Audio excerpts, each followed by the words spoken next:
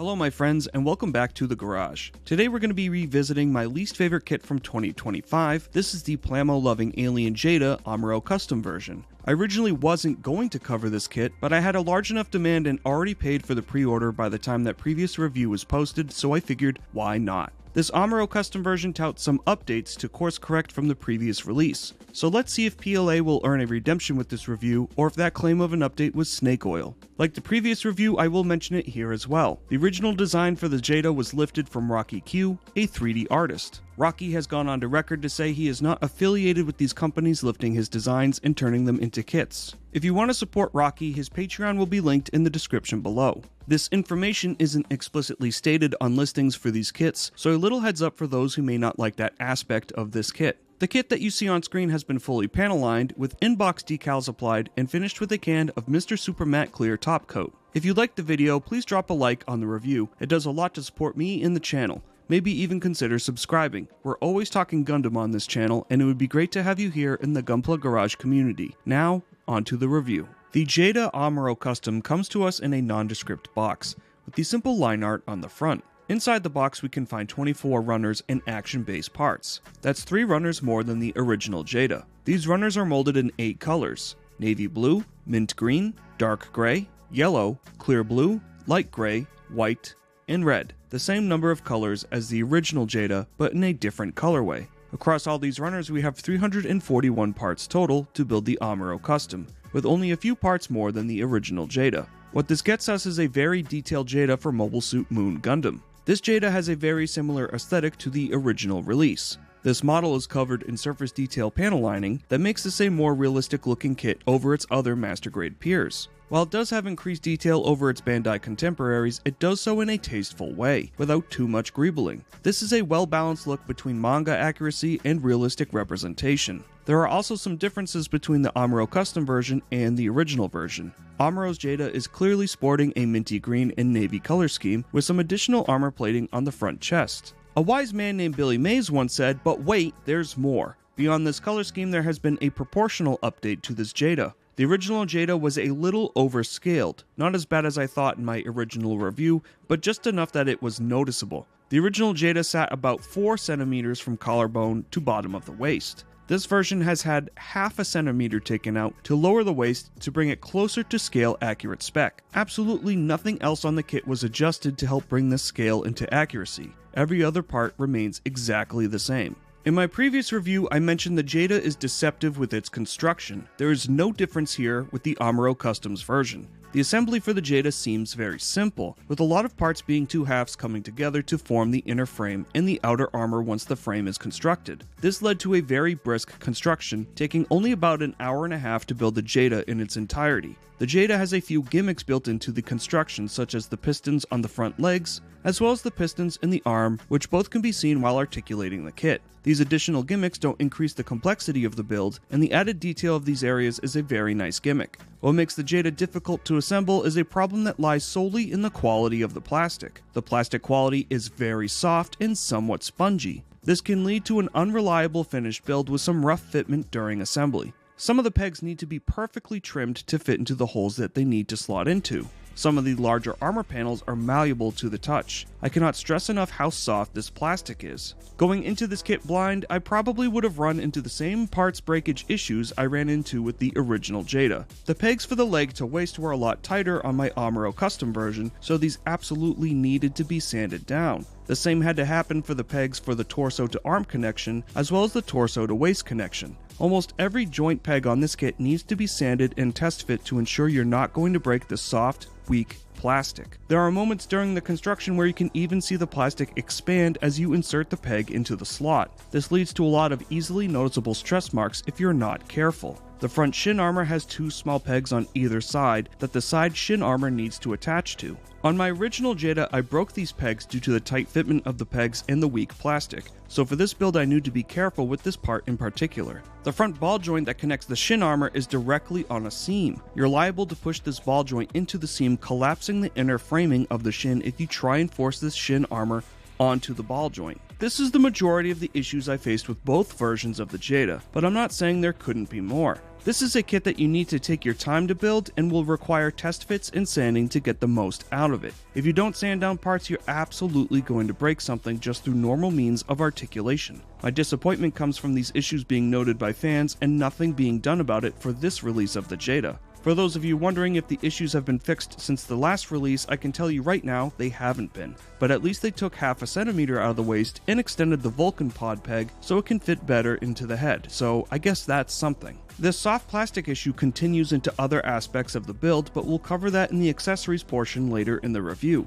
The Jeda has some very small parts on the build, with the smallest being the eye camera sensor for the head. Once again, I lost this piece trying to insert it into the slot because of the overly tight fitment, leading to me having to use a tip of a beam saber to fill this void again. The pistons on the neck are very small and need their pegs trimmed to fit into the slot properly. The front chest vents aren't installed on this version of the Jeda, as that's where the additional chest armor connects to. However, if you don't like this chest armor, you could install these vents instead if you wanted to. The issues I had with this kit are fairly typical from lower tier third-party companies. Like previously mentioned, I knew about these issues getting into this build, so it was relatively problem-free for me. But had I not already built a Jeda from PLA, I wouldn't have known about these issues existing. You need to take extra caution when building this kit, especially for the joint pegs. It would be very easy to break something just from normal assembly. If you get this kit, don't force anything together. This isn't a kit that will break in through articulating it around. Instead, you'll just end up fully breaking a joint, and that can be really disappointing. For people unfamiliar with third-party jank, they might definitely feel challenged by this kit for sure, so definitely be careful if this is your first foray into third-party kits.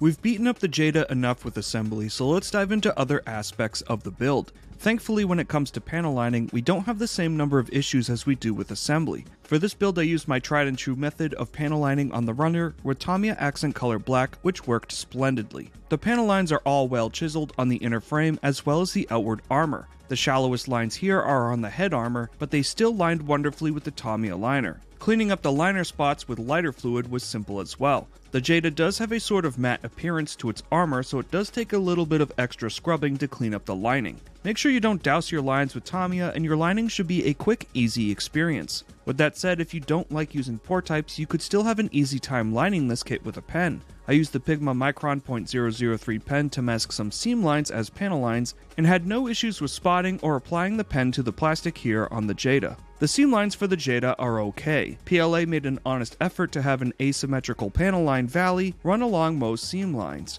While their efforts to mask these seam lines are noble, once again the poor quality of the plastic comes into play here as the parts don't sit as flush as they're supposed to. There's a large noticeable gap on the arm armor, which will take some trimming of the inner frame to get this to sit flush as intended. This issue is also persistent on the rear lower leg armor, as can be seen by a noticeable gap on the armor above the thruster. There are moments on this kit where fitment was perfect. The outer shoulder armor comes to mind, as this was able to be masked as a panel line no problem. There are seam lines throughout the rest of the kit, but these exist primarily where armor panels butt up against one another, so you can make good use of your pen once again to line these if you wanted to. The forearm armor as well as the bicep armor, if lined, increases the surface detail look and complements the overall aesthetic of the Jeda very well. Further seam lines on the kit are on the upper torso and lower torso armor, the top of the leg armor, the inner top armor of the shoulder, and the bottom of the leg armor. I don't think these are the worst examples of seam lines that we've seen, and they do a decent job laying the parts out that some of these can be masked as panel lines.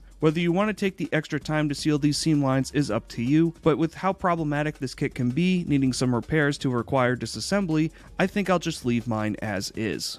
The Amuro Custom Jeda continues the perfect color accuracy of the original release. These additional colors of navy blue do lead to additional runners being printed in these colors with a bit more parts left over than the original Jeda. The thrusters being color separated and detailed is a really nice touch, as are all the little areas where we see the inner frame or bits of yellow poke through the main armor. The colorway on either Jeda is going to be subjective. For me, I like the look of both colors on the Jedas and honestly can't decide which one I like better. These kits look really good together. The color accuracy is perfect, and that's not all. The Jeda comes packaged with a set of its own waterslide decals, which are specific for this Amuro Custom version. These additional decals include the red Amuro A crest with a few different options so you can customize this Jeda to your heart's content with these decals. The decal scheme is a little light on the arms out of the box, so I took the liberties of adding more decals to the arms to make it more consistent with the rest of the kit. Applying the decals was extremely easy, with the decal lifting off the paper within 5 seconds of being in warm water.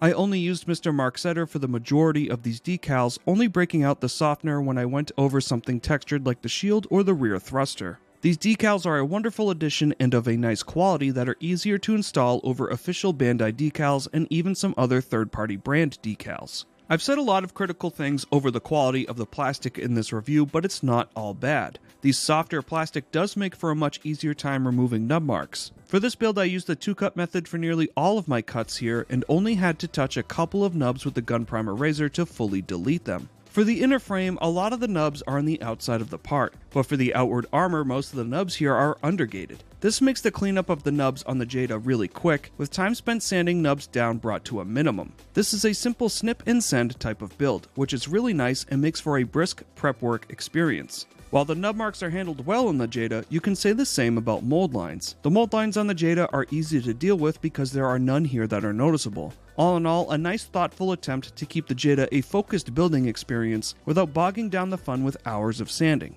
With the build covered, let's get into articulation. The head can look up and down an okay amount. It can rotate left to right about 110 degrees. It cannot rotate all the way around. There is a slight left to right tilt, but not much. The torso has a decent ab crunch of 25 degrees. There is a left to right lean about 30 degrees in either direction. The torso can rotate 360 degrees on the waist connector. Like we learned with the original Jeda, this peg can be very tight, so be sure to sand it down so you don't break anything. The front skirt is on a ball joint and can swivel upwards 95 degrees. The side skirts are on a swivel, allowing them to swing upwards 40 degrees. The rear thrusters can swivel outwards 50 degrees and have slight rotation from the ball joint. Lastly, there is a leg dropping gimmick built into the waist so you can drop the legs for increased articulation. For the legs, we'll keep the right leg dropped so you can see how it affects the articulation. Kicking forward, we get a full 90-degree kick with the leg dropped and about 70 degrees with it tucked up. For the split, we get a 90-degree split with the leg dropped, but 80 degrees with it tucked into the waist. Kicking backwards, we get a 50-degree kick from the dropped leg and about a 45-degree kick from the tucked leg. The leg rotation in the top of the thigh has 180 degrees of rotation. The knee is double jointed, but the armor is so thick we don't get a decent compression of the leg here, only netting us 90 degrees of articulation. There is a double swivel in the ankle for 70 degrees of articulation forwards to backwards. The foot has no left to right rotation, which is a bummer, but it does have a decent left to right tilt. The foot can lean forward 30 degrees. Finally, the toe can lift upwards about 20 degrees. The arms have a forward and backward rotation from the torso about 50 degrees. There's also rotation within the torso for up and down motion of the arms. The shoulder armor is on a swivel for about 70 degrees of upwards rotation. The shoulder itself has a swivel independent of the torso swivel, allowing you to raise the arm high for 130 degrees, well above a T-pose. The arm can rotate all the way around for some windmill punches. There's rotation in the bicep for a full 360-degree rotation of the arms. The elbow is double jointed, allowing for a full bicep curl. There is a very slight up and down swivel of the wrist for the hand connection. Finally, the hand is on a ball joint so it can swivel and rotate as a ball joint does. The backpack has 4 thrusters all on ball joints that can rotate around. The upper thrusters can swivel forwards and backwards. The beam sabers can drop down forwards and lock back into place upwards. The Jeda comes with a pretty standard loadout of accessories for a grunt suit. The Jeda comes with 2 beam sabers and their respective blades, a beam rifle, a shield, 2 closed fist beam saber hands, 2 shooting hands, and 2 open expressive hands. Sadly, no fully closed fist hands. The Jeda is also supposed to have a gimmick where the visor lights up, but either the batteries packed in with my Jeda or the LED was dead as I wasn't able to get this feature to work. Again, the Jeda comes with an action base, and the action base is white this time. Inside we can stow the hands and spare parts in its storage compartment. The shield, saber blades, and beam rifle are all too big to fit. The action base includes a type of bendy straw stand and an action base adapter. The problem with this action base will be immediately apparent as the action base adapter is made of the same weak plastic as the rest of the kit. If you move the bendy straw forward, a few things are liable to happen. Either the bendy straw itself will pull out of the base, or the action base adapter will shear off from the weight of the kit not being fully center and will eventually break and drop the kit. Neither situation is ideal. To get the best use of this kit on a stand, you'll need to keep the kit perfectly centered, cutting down the number of dynamic poses you can do, or you'll have to use a generic action base adapter. Either way, flying forward or attacking poses won't be safe on this stand as it is out of the box, and that's a big bummer. With the amount of articulation here on the Jeda, you are able to get some nice poses. My biggest gripe with the articulation here is the lack of side-to-side rotation on the foot itself. It doesn't sound like a big deal, but it's an aspect of articulation that you'll take for granted when you build a kit that doesn't have this articulation. There are ways to work around it, such as rotating the whole leg itself, but it really cuts down on your natural poses and gives it more of a robotic look with a lot of its poses. The second issue you need to contend with is the sanding you need to perform to keep the kit from breaking during assembly. You have to be really careful to ensure you don't oversand joints and make it so they're too loose and just right. The posability isn't all bad though. The arm articulation is great and very expressive, as is the articulation for the torso and waist section. The head moves just enough that you can get the expressions you want out of it, and while the stand and its adapter is precarious, this kit does look really good up in the air. Beyond the peg and socket joints that require sanding, the swiveling joints such as the knee bend and elbow compression are both plenty strong, so they can handle the Jeda's payload without any issues. I personally love the look of the Jeda while it uses its beam sabers. That additional wrist articulation goes a long way to make those poses look great. If the foot articulation is the worst I have to say about the articulation, then we're in pretty good shape. We've reached the end of the review where we talk about the pros and the cons. We'd like to keep it positive on this channel and go out on a high note, so let's cover the cons first. We may also cover some mids, which are issues that may be good or bad depending on your tastes and abilities as a builder, as well as some regional considerations. Our first con on the original Jeda was for the fitment, but for this kit I'm going to rope the fitment in together with the plastic quality as they're an intrinsically linked issue. The plastic is very soft, and the fitment for a lot of joints, especially for the limbs, is too tight, leading to a very inconsistent and frustrating building experience. I was hoping the well-documented issue, especially on the waist, would have been fixed for this release, and it has not. So if you built the original Jeda or were waiting to see if this release was fixed, sadly this is just more of the same. Don't expect any improvements with the plastic quality or the fitment, which is ultimately what this kit needed to be perfect out of the box. Definitely a big disappointment after being touted as a revised release of this kit. The soft, weak plastic really is a massive con against this kit. Our second con goes hand in hand with the first con and is once again carried over from the previous review. The action base is what I would describe as unreliable. The bendy straw is liable to pop out if too much weight is shifted forward. The action base adapter itself for the Jeda is also abysmal, being made of very weak plastic. If the center of the Jeda's gravity is shifted in any direction, the action base adapter is liable to rip and tear itself off the Jeda, leading to your kit toppling to its doom. If you want to use this kit with this base, you'll need to exercise extreme caution while doing so, or just glue the action base adapter to the waist of this kit. Our third con is going to be the lack of a foot swivel, which will lead to more limiting poses. The knee bend is also only 90 degrees, so it's a little below average as well. Couple that with the amount of sanding you need to do with the limb pegs here for the kit, and you have a kit that's liable to have some very limited or loose posability. If you don't sand your limb pegs, you'll end up breaking something, and then you'll have even less posability out of this kit. If you're posing this kit around and you find some joints to be a little tight, I would stop and disassemble and sand that joint down just enough to free up your articulation so that way you don't break something. The articulation as a whole is good, but also a precarious, nerve-wracking experience. For the mids, it's really only going to be for USA fans, but it needs to be brought up as I felt it important to mention. The original Jeda and Amuro Custom can be expensive kits if purchased from a certified USA retailer. I bought both my original Jeda and the Amuro Custom from Gundam Place. USA fans are going to have to shell out more money buying in-country than going through other alternative means. What this means is that Jeda Amuro Custom is on average $60, so somehow $10 cheaper than the original Jeda release. This is a step in the right direction, as the original Jeda is very expensive for such a flawed kit. Even so, this adjusted price is on par with Master Grade Barbatos and Master Grade Vidar, both superior kits in every way imaginable. The kit is the main goal here, with the action base being a half-baked addition and an LED that hasn't worked in either release of my Jedas.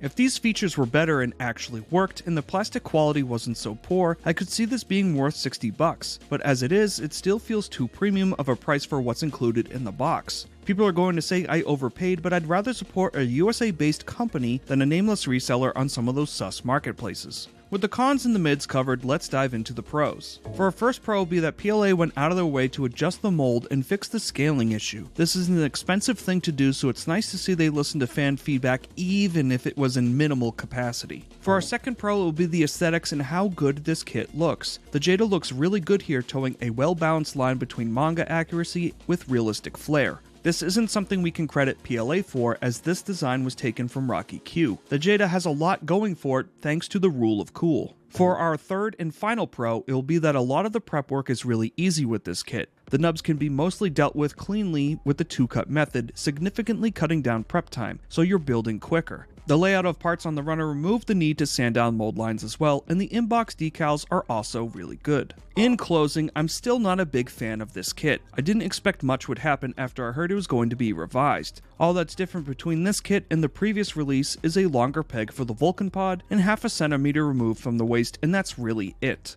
The plastic quality has not been improved and is just as weak as it was before. I'm not rough with my kits, and I'm very careful when posing, and still had moments where moving this kit where I felt I might break something. The plastic sort of binds, even though I sanded all the pegs down to make this kit significantly looser than it was out of the box, so it's just a scary experience. The Jeda is just very deceptive. It looks fantastic, and most of the assembly is fairly simple, but it has all these little moments where it can get you, and those moments have the potential to be catastrophic. I have a very hard time recommending the Jeda, even this new and improved version. This is a kit I would only recommend to experienced builders who know their way around third-party kits and know how a kit should feel to be reliable. A new builder may not know what a joint should feel like with just the right tightness. If you do get this kit, be very careful of the following areas: the torso to arm pegs, the torso to waist peg, the leg to waist pegs, the inner swivel for the split, the front ball joint for the shin armor, and the left to right lean in the torso. All of these are problem areas that need to be tested and sanded to get a reliable Jeda. It would also be a big plus if you knew how to do joint repair just in case you break something, because it is a decent possibility with the soft, unreliable plastic. With all those critical points out of the way, it is a very nice looking design. The Jeda is also really easy to perform all prep work on, so it cuts down more boring aspects of the build process. If you still want this kit after this review, you're at least well informed with all the problem areas and nuances of the Jeda. You should be able to hit these issues head on with a high degree of confidence that you're able to get a decent kit at the end of the day. However, if you're looking for an easy out-of-the-box experience, the Jeda really isn't the kit for that. Thank you all so much for tuning into this review of the PLA Jeda Amuro Custom. If you watched the whole review, tell me what kit you're most excited for in 2026. For me, it definitely has to be the Perfect Grade Unleashed new Gundam. I need to give a big shout out to my subscribers. You guys make the impossible possible. This channel wouldn't be as successful as it is without you guys supporting me. Thank you all so much. Until the next video, be sure to stay safe, have fun, and happy building.